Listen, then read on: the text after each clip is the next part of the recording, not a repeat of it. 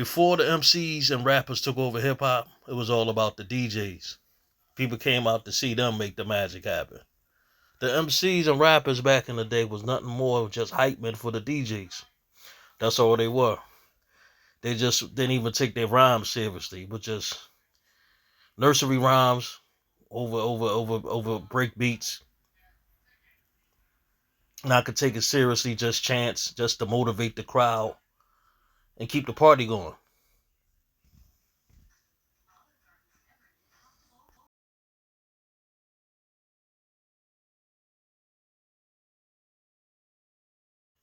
In 1973, a man by the name of Colt LaRock and his DJ Kool Herc, they formed a group called the Hercaloids. Colt LaRock was the first considered MC in hip hop. He ain't gonna take it too seriously at that time. He was just doing chants on the mic. He was known for making up fake announcements, telling dudes to move their cars. They was double parked in the streets to impress the girls. So hip hop was braggadocious. But in his late 70s and 80s, Melly Mel took it to the next level. MC Cash took it to the next level. Kumo D took it to the next level. Shy Rock from the Funky Four took it to that next level. Busy B took it to that next level. Antoinette, she took it to that next level. Roxanne Shante took it to that next level. A young LL Cool J took it to that next level. And many more. But these was the ones that paved the way, taking MCing real seriously.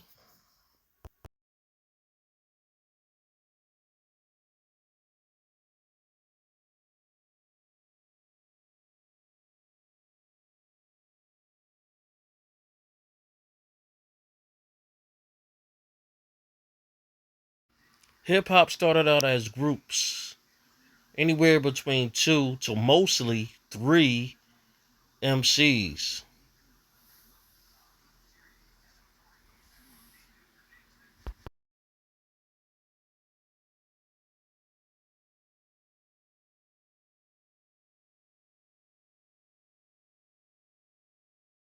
Sequence was the first female hip hop trio before Salt and Pepper. Salt and Pepper was actually the second. The Funky Four plus one more was the first hip hop group with four MCs and one female.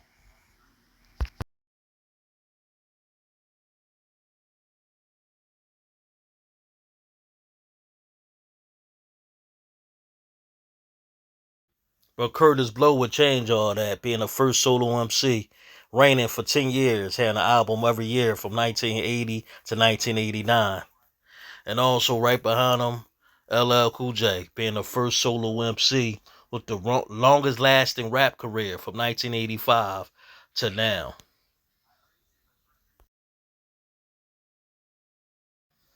Hip hop had always been a competitive sport. Just like DJs will battle each other, MCs would do the same thing.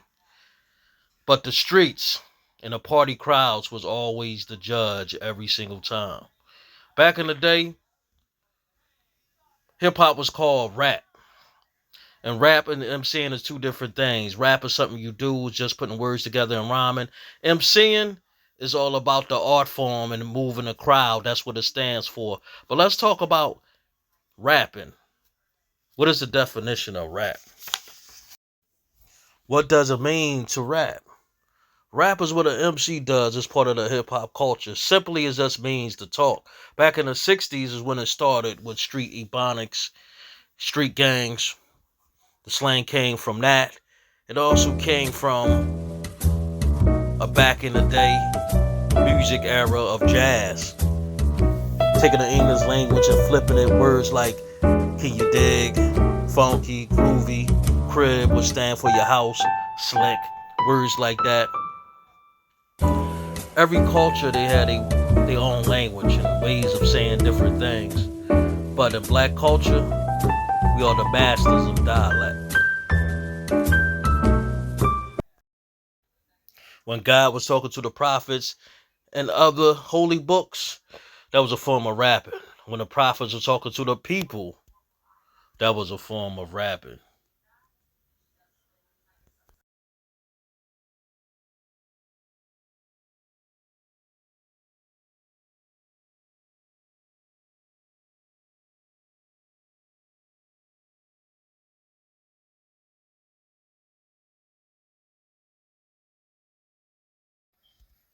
And when the griots was telling their oral traditions to the people, that was also was a form of rapping.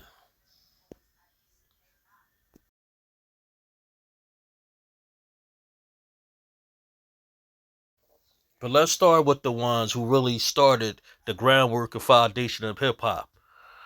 They was a spoken word group, and they was called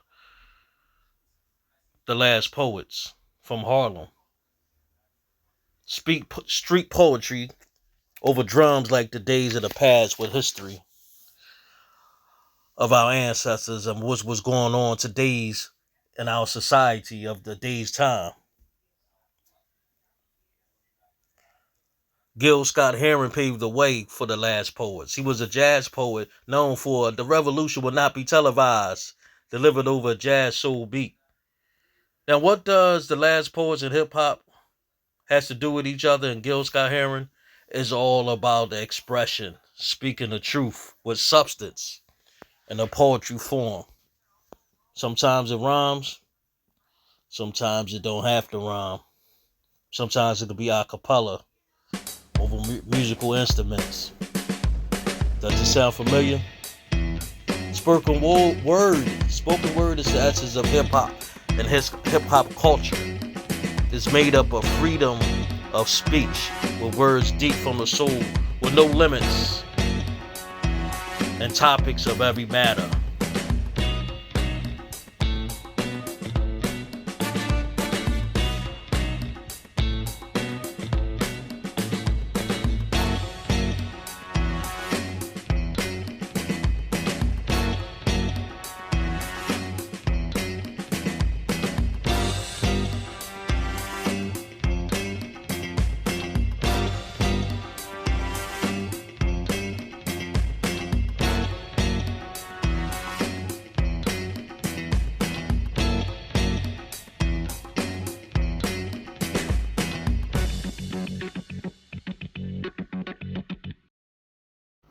Luke, who was part of Two Live Crew, had went back and forth to court to keep explicit lyrics into hip hop, and he went to court and actually won. We have to give him credit for that.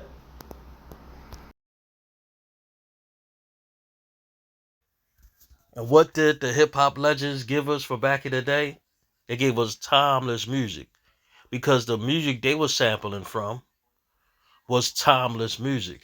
And this is a continued cycle that goes on. The hip hop culture just reinvented everything that already been done. The MCs was the heavenly sent instruments that was sent down to continue this cycle of poetry and spoken word to the world.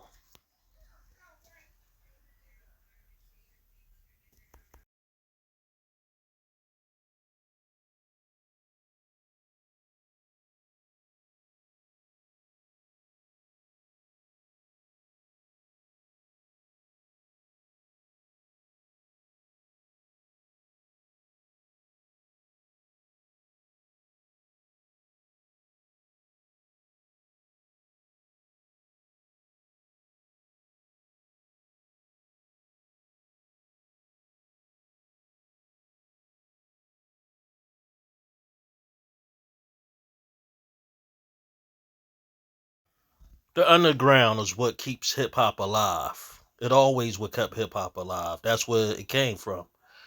Hip hop wasn't ever meant to make money. It was all about just partying and just having a good time. That's what it was all about. The true essence of hip hop.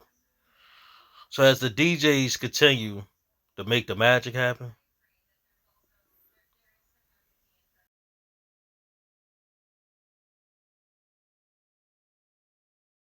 the MCs will continue to move the crowd.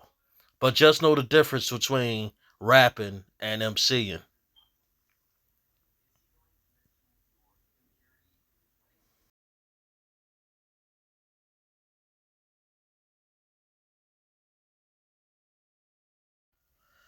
African Bambaataa was the ones who came up with the name for this culture, hip hop. They also came up with the four elements, which was graffiti, breaking, DJing, and MCing. The Sugar Hill Gang brought hip hop from the underground and made it mainstream with their hit Rapper's Delight.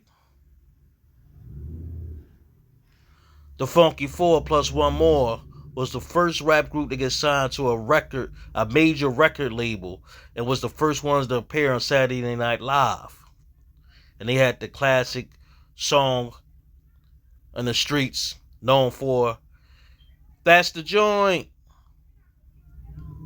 The Furious Five brought us reality rap, real rap. We talked about life or serious issues with the hit White Lines and The Message. But the ones who started it all, Run DMC. They started everything. They was the first ones who dressed like the people that came to see them. They was the true definition of being yourself is the real definition of being cool. Thanks for viewing this video. And get ready for my next and final element of hip hop I'm going to talk about, which is breaking.